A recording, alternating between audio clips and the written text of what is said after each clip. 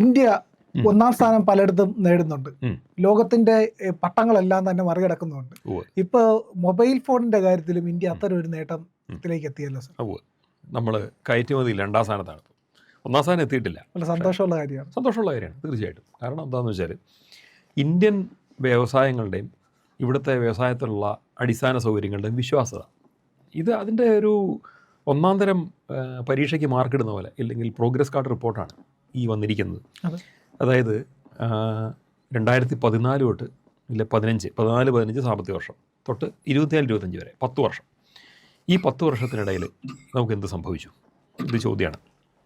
അന്നത്തെ കാലത്ത് ഇന്ത്യയുടെ മൊബൈൽ ഫോൺ ഉൽപ്പാദനം എന്ന് പറയുന്നത് ഏതാണ്ട് 0.3 ലക്ഷം കോടി. അപ്പം 0.3 lakh crores ഒരു അത്രയും പൈസയുടെ ഉൽപ്പാദനം എന്നുള്ളതിൽ നിന്ന് ഇന്ന് നമ്മൾ 3.3 ലക്ഷം കോടിയിലേക്ക് ഒരു 7 ഇത് ഇരട്ടി വർദ്ധിച്ചു. അത് ചെറിയ കാര്യമൊന്നുമല്ല. ഇന്ത്യയുടെ മൊത്തം ഇലക്ട്രോണിക്സ് ഉൽപ്പാദനം എന്ന് പറയുന്നത് ഇപ്പോൾ 11 ലക്ഷം കോടിക്ക് മുകളിലാണ്. 12 ലക്ഷത്തിനടുത്ത് ആവാറായി. അതും ഈ പറഞ്ഞ കാലയളവ് കൊണ്ട് വളരെയധികം വർദ്ധിച്ച 10 കൊല്ലം കൊണ്ട് വളരെ വലിയൊരു വർധനവുണ്ടായിട്ടുണ്ട്. മൊബൈൽ ഫോണിൻ്റെ തന്നെ നോക്കുകയാണെങ്കിൽ, മൊബൈൽ ഫോണിനെ മാത്രമായിട്ട് നോക്കുകയാണെങ്കിൽ നമ്മൾ കഴിഞ്ഞ കുറേ കാലം കൊണ്ട് ഒരു 100 ഇരട്ടി വർധനയൊക്കെ അത് തന്നെ ഉണ്ടായി. ഇലക്ട്രോണിക്സിൽ മൊത്തത്തിൽ വലിയ വർധന ഉണ്ടായിട്ടുണ്ട്. അപ്പോൾ ചെറിയ നേട്ടമല്ല. 1600 കോടി രൂപയുടെ തന്നെ ഇപ്പോൾ ഉണ്ടായിരിക്കുന്ന നിലവിലെ നേട്ടത്തിൽ ഐഫോണിൻ്റെ തന്നെ ഉണ്ട്. ഐഫോണും സാംസങ്ങുമാണ് ഇപ്പോഴത്തെ നേട്ടം പ്രധാനമായിട്ട് നമുക്ക് തന്നിരിക്കുന്നത്. അപ്പോൾ ഇന്ത്യ ആഗോള മൊബൈൽ ഫോൺ വിപണിയിലെ ഏറ്റവും വലിയ പ്രൊഡ്യൂസേഴ്സ് എന്നുള്ളതിലേക്ക് മാറിക്കൊണ്ടിരിക്കുകയാണ്. ചൈനയാണ് നമ്പർ 1. നമ്മളിപ്പോൾ ചൈന ഇപ്പോഴും മറികടക്കാറായിട്ടുണ്ടോ എന്ന് ചോദിച്ചാൽ ഇല്ല എന്ന് വേണം പറയാൻ നിലവിൽ. പക്ഷേ ഇന്ത്യ അതിൻ്റെ എല്ലാ സാഹചര്യങ്ങളും ഓർക്കണം. ഇന്ത്യയിൽ സെമി കണ്ടക്ടർ ഉണ്ടാക്കുന്നില്ല. മൊബൈൽ ഫോണിൻ്റെ ചിപ്പുകൾ ഉണ്ടാക്കാത്ത രാജ്യം ഇന്ത്യ. എന്നിട്ടും പ്രൊഡക്ഷനിൽ നമ്മൾ മുന്നിൽ വന്നു. അതിൻ്റെ അർത്ഥം കുറേ ഘടകങ്ങൾ നമ്മൾ വെളിയിൽ നിന്ന് ഇറക്കുമതി ചെയ്തുകൊണ്ട് അസംബിൾ ചെയ്യുന്നുണ്ട്. ഇവിടെ തന്നെ കുറേ സാധനങ്ങൾ ഉൽപ്പാദിപ്പിക്കുന്നുണ്ട്. ഇതൊക്കെ ഉള്ളപ്പോഴും നമുക്കൊരു വിശ്വാസ്യത കൈവന്നിരിക്കുന്നു. നമ്മൾ വളരെ ഉയർന്നിരിക്കുന്നു. ഇതിന് കാരണം എന്ന് വെച്ചാൽ ഇങ്ങനത്തെ ഒരു അന്തരീക്ഷത്തിന് അത് ക്രിയേറ്റ് ചെയ്യാൻ പാകത്തിന് ഒരു ആംബിയൻസ്, അടിസ്ഥാന സൗകര്യം ഇവിടെ ഒരുക്കി കൊടുത്തിരിക്കുന്നു. പശ്ചാത്തല സൗകര്യങ്ങൾ ഒരുക്കി കൊടുത്തതിൻ്റെ ഗുണമാണ്. കേന്ദ്ര സർക്കാരിനാണ് അതിൽ നമ്മൾ മാർക്കിടേണ്ടത്.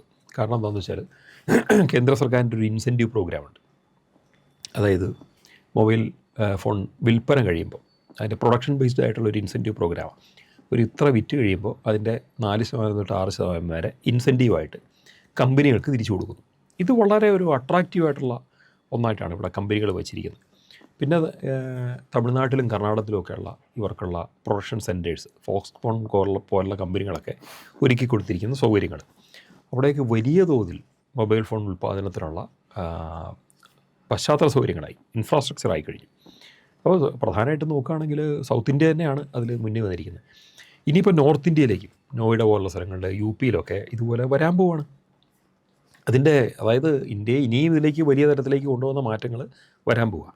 ഇന്നിപ്പം ചെന്നൈയിലും ബാംഗ്ലൂരിലൊക്കെയുള്ള സെൻറ്ററുകളിൽ ഇത്രയും പ്രൊഡക്ഷൻ ഉണ്ടെങ്കിൽ ഇനി വരാൻ പോകുന്നത് UP-യിലൊക്കെയാണ്. കാരണം UP ഒരു വ്യവസായ മുന്നേറ്റത്തിൻ്റെ പടിവാതിലാണ് നിൽക്കുന്നത്. അതിലേക്കും കൂടെ ചെല്ലുമ്പോഴത്തേക്കും ഇവിടുത്തെ ഉൽപ്പാദനം ഇനി എത്രയോ ഇരട്ടിയാവും. ലോകത്തിലാണെങ്കിൽ ഇന്ത്യ എന്നുള്ള മൊബൈൽ ഫോൺസിന് അത് കംപ്ലൈൻ്റ് ഒന്നുമില്ല. ടെക്നോളജിയൊക്കെ നല്ല രീതിക്കുണ്ട്. വിദേശ കമ്പനികളാണ് കൂടുതൽ ഇവിടെ വന്ന് ഉൽപ്പാദിപ്പിക്കുന്നതെങ്കിലും ഇന്ത്യൻ കമ്പനികളും ഇവിടെ പ്ലെയേഴ്സായിട്ടുണ്ട്. ഇപ്പോൾ ചെറിയ ഉദാഹരണം പറഞ്ഞാൽ ലാവ ഇൻ്റർനാഷണൽ എന്നൊരു കമ്പനിയുണ്ട്. അവരിവിടെ ഉൽപ്പാദിപ്പിക്കുന്നുണ്ട്. അവർ ഇൻ്റർനാഷണൽ ആയിട്ടുള്ള ഈ മാർക്കറ്റിലേക്ക് കോമ്പീറ്റ് ചെയ്ത് ഇടിച്ചു കയറാൻ ശ്രമിക്കുന്നുണ്ട്. ഇന്ത്യ തന്നെ അവർ മാർക്കറ്റിൽ കോമ്പീറ്റ് ചെയ്യുന്നുണ്ട്. പല പല നല്ല ഉൽപ്പന്നങ്ങളും, കോമ്പറ്റീറ്റീവ് ഉൽപ്പന്നങ്ങൾ, അട്രാക്റ്റീവായിട്ടുള്ള ഫീച്ചേഴ്സ് ഉൾപ്പെടെ വെച്ച് അവർ അവതരിപ്പിക്കുന്നുണ്ട്. കുറച്ചുകൂടെ ജനകീയാഭിലാഷം മനസ്സിലാക്കിയിട്ട് അനാവശ്യ ആപ്പുകളൊക്കെ ഒഴിവാക്കിയിട്ടുള്ള ഫോണുകൾ അവരുണ്ടാക്കുന്നു. ഇങ്ങനെ പല പരീക്ഷണങ്ങളും ഇവിടെ നടക്കുകയാണ്. വെളിയിൽ നിന്നുള്ള കമ്പനികൾ ഫോറിൻ ഡയറക്റ്റ് ഇൻവെസ്റ്റ്മെൻറ്റിൻ്റെ ഭാഗമായിട്ട് വന്നിരിക്കുന്നു. ഇന്ത്യൻ കമ്പനികൾ തന്നെ ഇവിടെ ഇൻവെസ്റ്റ് ചെയ്ത് കയറി വരാൻ ശ്രമിക്കുന്നു. ഇനി ഇതിൻ്റെ അടുത്ത ഘട്ടം എന്ന് പറയുന്നത് ചിപ്പ് നിർമ്മാണമാണ്, സെമി കണ്ടക്ടർ. മൊബൈൽ ഫോണിൻ്റെ ഏറ്റവും പ്രധാനപ്പെട്ട ഘടകമാണല്ലോ, അതിൻ്റെ ബ്രെയിനാണല്ലോ, അതിൻ്റെ തലച്ചോറും ഹൃദയവും എന്നെല്ലാം പറയുന്നത് ചിപ്പാണ്. അതിൻ്റെ നിർമ്മാണത്തിന് 2-3 സെൻറ്ററുകൾ ഇന്ത്യയിൽ വരാൻ പോകുന്നു.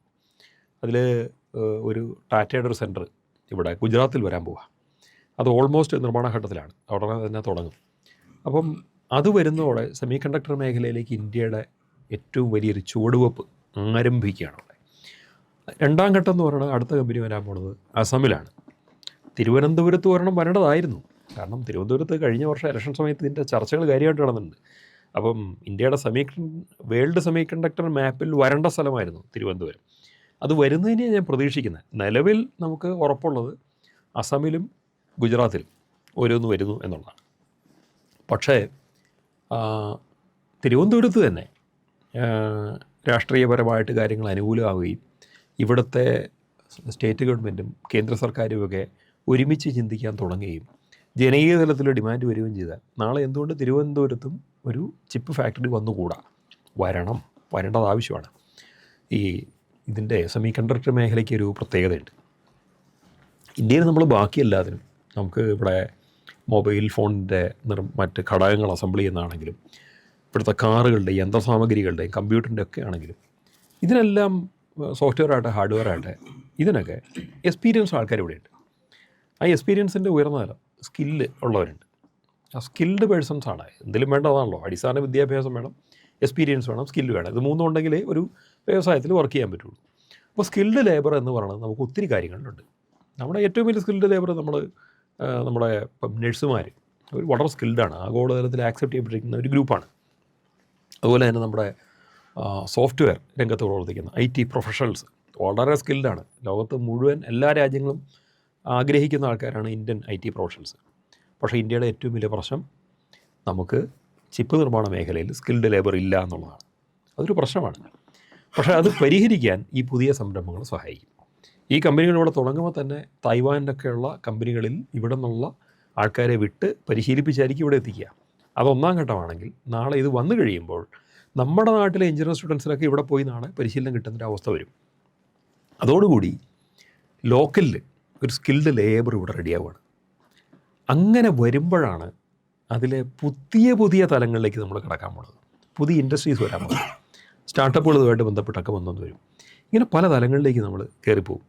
അങ്ങനെ ഒന്നിൻ്റെ തുടക്കത്തിലാണ് ഇപ്പം ഇന്ത്യ. ചിപ്പ് നിർമ്മാണ മേഖല അങ്ങനെ ഒന്നിൻ്റെ തുടക്കത്തിലാണ് നമ്മൾ നിൽക്കുന്നതെങ്കിൽ മൊബൈൽ ഫോൺ നിർമ്മാണ മേഖലയിൽ നമ്മൾ വളരെയധികം മുന്നേറി കഴിഞ്ഞു. ആഗോളതലത്തിൽ 2ാം സ്ഥാനത്ത്. ചൈന 1ാം സ്ഥാനത്ത് നിൽക്കുന്നു. പക്ഷെ നമ്മൾ 2ാം സ്ഥാനത്ത്. മോദിയുടെ നേട്ടമല്ലേ ശരിക്കും? തീർച്ചയായിട്ടും. കാരണം എന്താണെന്ന് വെച്ചാൽ ഈ നേട്ടം മുഴുവൻ കഴിഞ്ഞ 2014 2024 ഇടയ്ക്കുള്ള ഈ സാമ്പത്തിക വർഷങ്ങളുടെ കാലഘട്ടങ്ങൾക്കിടയിലാണ്. 2014 മോഡി അധികാരത്തിൽ വരുന്നത്. അപ്പോൾ അന്ന് വന്നതിന് ശേഷം എന്ത് പറ്റി? വന്നതിന് ശേഷം അദ്ദേഹം ചിന്തിച്ചത് ഇന്ത്യ ഇവിടെ നമ്മൾ ഒരു സ്വാശ്രയ ഭാരത് എന്നൊരു കോൺസെപ്റ്റ് ഉണ്ടാക്കി. നമുക്ക് ഇവിടെ നിർമ്മിക്കാൻ പറ്റണം, ഇന്ത്യക്ക് നിർമ്മിക്കാൻ പറ്റണം. ഇന്ത്യ എന്നുള്ള സാധനങ്ങൾ ലോകത്തേക്ക് പോകണം. നമ്മൾ വിദേശിയെ നമ്മൾ ആശ്രയിക്കുന്നത് കുറയ്ക്കണം. എല്ലാം അവരുണ്ടാക്കുന്നു, നമ്മൾ വാങ്ങുന്നു എന്നുള്ളത് മാറിയിട്ട് നമുക്ക് ആവശ്യമുള്ളതും ലോകത്തിന് ആവശ്യമുള്ളതും നമ്മൾ ഉൽപ്പാദിപ്പിക്കണം. ഇപ്പോൾ ഭക്ഷണത്തിൻ്റെ കാര്യത്തിൽ നമുക്ക് സ്വയം പര്യാപ്തതയുണ്ട്. ലോകത്ത് എത്രയോ രാജ്യങ്ങൾക്ക് കൊടുക്കാനുള്ള നെല്ലും ഗോതമ്പും നമ്മുടെ കയ്യിലുണ്ട്. അതുകൊണ്ട് മാത്രം കാര്യമാവുന്നില്ല. കാരണം മൊബൈൽ ഫോണിൻ്റെ തന്നെ യുഗം മാറി വരിക. നമ്മൾ ആലോചിച്ച് നോക്കൂ, 2000 ആണ്ടിലുള്ള മൊബൈൽ ഫോൺ ഒരു പ്രൈമറി മോഡലായിരുന്നു. അത് 2010 കഴിഞ്ഞപ്പോഴത്തേക്കും അല്ല 2012 ആയപ്പോഴത്തേക്കും ആഗോളതലത്തിൽ സ്മാർട്ട് ഫോൺ വന്നു. അത് ഇന്ത്യയിലും വന്നു. ഇത് കഴിഞ്ഞ് ഇന്ന് സ്മാർട്ട് ഫോണിൽ തന്നെ എത്രയോ മാറ്റങ്ങൾ. നാളെ ഇതിലും വലിയ മാറ്റങ്ങൾ വരും. നമ്മൾ വിചാരിക്കാത്ത തരത്തിലുള്ള പലതും വരും. അപ്പോൾ ഈ മാറ്റം വരുമ്പോൾ അതിനൊപ്പം നിൽക്കുകയും അതിൻ്റെ ആ മാറ്റത്തിൽ നമ്മൾ നേരിട്ട് പങ്കാളിയാവണമെങ്കിൽ നമ്മൾ ഇതിൻ്റെ പ്രൊഡക്ഷനിലുണ്ടാവണം, ഇതിൻ്റെ ഡിസൈനിലുണ്ടാവണം, ഇതിൻ്റെ R&Dയിൽ നമ്മൾ വേണം, റിസർച്ച് ആൻഡ് ഡെവലപ്മെൻറ്റിൽ നമ്മൾ വേണം. ഇതിനെല്ലാം ഉള്ള അവസരമാണ് ഇപ്പോഴത്തെ വ്യവസായ മുന്നേറ്റവും സ്വന്തം R&D ലാബ് മെയിൻറ്റെയിൻ ചെയ്യുന്ന ലാവ ഇൻ്റർനാഷണൽ പോലുള്ള ഈ കമ്പനികളുടെ സാന്നിധ്യവും പ്ലസ് ഇനി വരാൻ പോകുന്ന ചിപ്പ് നിർമ്മാണത്തിൻ്റെ ഫാക്ടറികൾ, ഫാബുകൾ എന്ന് പറയും.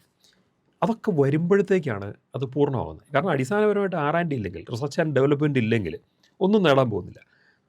അതില്ലാത്ത ടെക്നോളജി നമ്മൾ വിളിക്കുന്ന സ്ക്രൂ ഡ്രൈവർ ടെക്നോളജി എന്നാണ്. ഒരു സ്ക്രൂ ഡ്രൈവർ നമ്മൾ മുറുക്കിക്കൊണ്ടിരിക്കും. ഇതല്ലല്ലോ. പണ്ട് എനിക്ക് ഓർമ്മയുണ്ട്, ജി മാധവൻ നായർ ഒരിക്കൽ ഒരു ടോക്കിൽ, ഞാൻ ഇവിടെ തിരുവനന്തപുരത്ത് പ്ലാനറ്റോറിയത്തിൽ വെച്ചിട്ട് ഞാൻ അദ്ദേഹത്തിൻ്റെ ടോക്ക് കേട്ടിരുന്നു. അന്ന് അദ്ദേഹം പറയുകയാണ്, നമുക്ക് എന്തായിരുന്നു ആദ്യകാലത്ത് നമ്മുടെ റോക്കറ്റുകൾക്ക് പറ്റിയത്? നമ്മൾ അമേരിക്കയുടെ സോഫ്റ്റ്വെയർ ഉപയോഗിച്ചു. അതിനകത്ത് പശകളുണ്ടായിരുന്നു. അതിനുശേഷം ISROയിലെ സയൻറ്റിസ്റ്റുകളിൽ നിന്ന് സോഫ്റ്റ്വെയർ എഴുതിയുണ്ടാക്കി. ആ എഴുതിയുണ്ടാക്കിയ സോഫ്റ്റ്വെയർ വെച്ചിട്ടാണ് നമ്മുടെ റോക്കറ്റുകളെ വിജയിപ്പിച്ചത്. അപ്പോൾ അദ്ദേഹം പറഞ്ഞു, this is what we want. നമുക്ക് ആവശ്യം ഇതാണ്. We don't want the screw drive technology, we have to have our own technology. ഇത് സോഫ്റ്റ്വെയർ മേഖല ഇന്ത്യക്ക് പലപ്പോഴും കൈവരിച്ചു. ഇതിൻ്റെ അടുത്ത ഘട്ടം എന്താണ്? ഇതിൻ്റെ അടുത്ത ഘട്ടം ഹാർഡ്വെയറിലും കൂടെ കൈവരിക്കുക എന്നുള്ളതാണ്. എനിക്ക് ചില നല്ല സുഹൃത്തുക്കൾ കൊച്ചി യൂണിവേഴ്സിറ്റിയിലുണ്ട്. അവരൊക്കെ എന്ന് പറഞ്ഞാൽ മൊബൈൽ ഫോണിൻ്റെ സോഫ്റ്റ്വെയറൊക്കെ അവർ സുന്ദരമായിട്ട് മാറ്റി എഴുതും. ഇത് കുട്ടിക്കളി എന്നത്തെ കാലത്ത്, അത്രേ ഉള്ളൂ. അവരൊക്കെ സുന്ദരമായിട്ട് ചെയ്യുന്ന ആൾക്കാരാണ്. അതൊക്കെ ചെയ്യുന്ന അവർ തന്നെ സ്വന്തമായിട്ട് കമ്പനികളൊക്കെ സ്ഥാപിച്ച് എറണാകുളത്തൊക്കെ പോകുന്ന ആൾക്കാരൊക്കെ ഉണ്ട്. അവർ ക്യുസാറ്റിൻ്റെ ഇലക്ട്രോണിക്സ് ഡിപ്പാർട്ട്മെൻറ്റിൽ പഠിക്കുകയും അവിടുന്ന് മാസ്റ്റേഴ്സും എടുത്ത് PhD എടുത്ത് ഇത്തരം ജോലികളിലൊക്കെ ഇത്തരം വ്യവസായങ്ങൾ സ്വന്തമായിട്ട് പോലും സ്ഥാപിച്ച ആൾക്കാരുണ്ട്. അതൊക്കെ എന്ന് വെച്ചാൽ ദാറ്റ് ഈസ് ജസ്റ്റ് പീരിയഡ്സ് സമയത്തിലാണ് അവർ പോലും. പക്ഷേ നമുക്ക് അതിനേക്കാളും വലിയ ചിലത് നമുക്ക് അച്ചീവ് ചെയ്യാൻ ബുദ്ധിമുട്ടുണ്ടായിരുന്ന കാര്യങ്ങളിലൊന്നാണ് ചിപ്പ് നിർമ്മാണം. 80കളിൽ ചണ്ഡീഗഡിൽ മറ്റൊരു ചിപ്പ് ഫാക്ടറി ഉണ്ടായിരുന്നു. അത് കത്തിപ്പോയി. ആരോപണം ഇതാണ്, CIA ഇടപെട്ട് കത്തിച്ച് കളഞ്ഞു എന്ന് പറയുന്നു. സാധ്യതയുണ്ട്. കാരണം ചിപ്പ് നിർമ്മാണത്തിൽ അന്ന് ഇന്ത്യ ഇറങ്ങിയിരുന്നു എങ്കിൽ ഇന്ന് ഇന്ത്യ എവിടെ എത്തിയാൽ. പക്ഷേ പിന്നീട് അത് കൂമ്പടഞ്ഞു പോയി. ആ ഒരു പ്രസ്ഥാനം വീണ്ടും കൊണ്ടുവന്നില്ല. ഇന്നത് കൊണ്ടുവരാൻ ശ്രമിക്കുന്നത് മോഡിയാണ്. 1 അല്ല 3 സെൻറ്ററെങ്കിലും കൊണ്ടുവരാനാണ് ശ്രമിക്കുന്നത്. 2 ഉറപ്പായി കഴിഞ്ഞു. ഇതാണ് ഇന്ത്യയുടെ മുന്നേറ്റത്തിൻ്റെ ഒരു വലിയ കാലം എന്ന് പറയുന്നത്. ഇനി ഈ ചിപ്പ് നിർമ്മാണം എന്ന് പറയുന്നത് ഭാവിയുടെ അനേകം വ്യവസായങ്ങളുടെ അടിത്തറയാണ്. അതിലൊരു മൊബൈൽ ഫോണിൻ്റെ മാത്രമല്ല, മറ്റു പലതിൻ്റെയും ഇതായി വരേണ്ടതാണ്. അതിൽ നമുക്ക് ഹോൾഡ് ഉണ്ടായില്ല എങ്കിൽ നമ്മൾ ടെക്നോളജിയിൽ എന്നും ചൈനയുടെ പുറകെ നിൽക്കുകയുള്ളൂ, ഇല്ല അമേരിക്കയുടെ പുറകെ നിൽക്കുകയുള്ളൂ. എന്തിന് കുഞ്ഞ് തായ്വാൻ്റെ പോലും പുറകെ നിൽക്കുകയുള്ളൂ. നമുക്ക് അവരൊക്കെ ഒപ്പം നിൽക്കുകയോ അവരെക്കാളും വളരുകയോ ചെയ്യണമെന്നുണ്ടെങ്കിൽ ഈ റിസർച്ചും അതുമായിട്ട് ബന്ധപ്പെട്ട ഡെവലപ്മെൻറ്റുകളും ഈ വ്യവസായങ്ങളും ഈ പുതിയ പുതിയ സാങ്കേതികതകളും നമുക്ക് വേണം. അതിലേക്ക് നമ്മൾ കടക്കുന്നു എന്നുള്ളതാണ്. ഇത്രയും പറഞ്ഞ ഈ 10-11 ലക്ഷം കോടി രൂപയുടെ ഇലക്ട്രോണിക്സ് നിർമ്മാണവും അതിൽ തന്നെ 2 ലക്ഷം കോടി രൂപയുടെ മൊബൈൽ ഫോൺ നിർമ്മാണമൊക്കെ എത്തി നിൽക്കുമ്പോഴും എന്നെ സന്തോഷിപ്പിക്കുന്നതല്ല. ഇനി വരാൻ പോണ കാലത്തേക്ക് റിസർച്ച് ആൻഡ് ഡെവലപ്മെൻറ്റ് വഴി ചിപ്പ് നിർമ്മാണ മേഖലയിലും ഇന്ത്യ ഉണ്ടാക്കാൻ പോകുന്ന നേട്ടങ്ങളും പുതിയ ചുവടുവയ്പ്പുകളുമാണ്. അതിൽ നിന്നുണ്ടാകാൻ പോകുന്ന പുതിയ വ്യവസായങ്ങളാണ്. അതാണ് ഭാവിയുടെ ഒരു സ്വപ്നമായിട്ട് ഞാൻ കാണുന്നത്. അത് ഇന്ത്യ അച്ചീവ് ചെയ്യും, അത് സംശയമൊന്നുമില്ല. ആ ഭാവി വളരെ ശോഭനമാണെന്ന് തന്നെയാണ് ഞാൻ വിശ്വസിക്കുന്നത്. പ്രിയപ്പെട്ട പ്രേക്ഷകരെ, ഇന്ത്യ ലൈവ് പ്രവർത്തനം ആരംഭിച്ചിട്ട് 2 മാസം പൂർത്തിയാവുകയും കൂടിയാണ്. എനിക്ക് നിങ്ങളുടെ സഹായം തുടർന്നും ആവശ്യമുണ്ട്. വലിയ സഹായമാണ്, വലിയ പിന്തുണയാണ് നമ്മുടെ പ്രേക്ഷകർ നൽകിക്കൊണ്ടിരിക്കുന്നത്. പക്ഷേ അതിൻ്റെ അളവൊന്ന് കൂട്ടുക എന്ന് പറഞ്ഞാൽ കൂടുതൽ ആളുകൾ നമ്മുടെ ചാനൽ കാണണം, കൂടുതൽ സബ്സ്ക്രിപ്ഷൻ വരണം. ഒന്നും ചെയ്യേണ്ട. നമ്മുടെ ചാനൽ കാണുമ്പോൾ അതിൽ IND എന്ന് പറയുന്ന ഇന്ത്യ ലൈവിൻ്റെ ലോഗോ ഇടതുവശത്ത് കാണാം. നിങ്ങൾ അതിലൊന്ന് വിരലമർത്തിയാൽ ചാനൽ ഓപ്പണായി വരും. സബ്സ്ക്രൈബ് എന്നുള്ള ഒരു ബാർ കാണും, അവിടെ ഒന്ന് വിരലമർത്തുക. പിന്നെ തൊട്ടുപുറത്ത് ഒരു ബെൽ ഐക്കണുണ്ട്, അതും കൂടി ഒന്ന് അമർത്തി ഇന്ത്യ ലൈവിനെ അതിൻ്റെ മുന്നോട്ടുള്ള യാത്രയിൽ സഹായിക്കണം എന്ന് ഞാൻ അഭ്യർത്ഥിക്കുന്നു. മറക്കരുത്, ചാനൽ സബ്സ്ക്രൈബ് ചെയ്യണം, ബെൽ ബട്ടണും അമർത്തണം.